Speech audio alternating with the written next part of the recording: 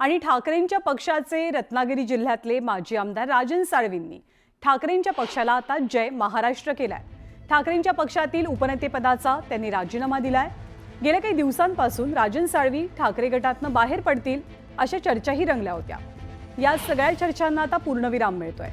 राजन साळवींनी उपनेतेपदाचा राजीनामा दिल्यामुळे त्यांच्या शिवसेना पक्षप्रवेशावरती आता शिक्कामोर्तब होत आहे। राजन साळवी उद्या म्हणजे गुरुवारी ठाण्यामध्ये दुपारी 3 वाजता एकनाथ शिंदेंच्या उपस्थितीत शिवसेनेत प्रवेश करणार आहेत।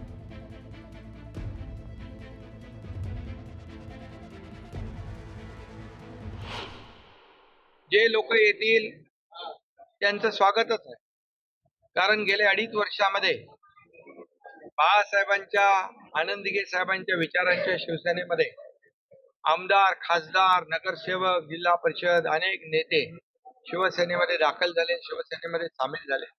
त्या बाळासाहेबांच्या विचारांची शिवसेना पुढे न्यायची आहे, वाढवायची आहे आणि म्हणून बाळासाहेबांच्या विचाराने आम्ही सरकार स्थापन केलं। 2.5 वर्ष जे काम केलं ते लोकांना माहित आहे आणि म्हणून जो विश्वास लोक दाखवतायत कामावर, हे काम करणारं सरकार आहे, घरी बसणारं सरकार नाही।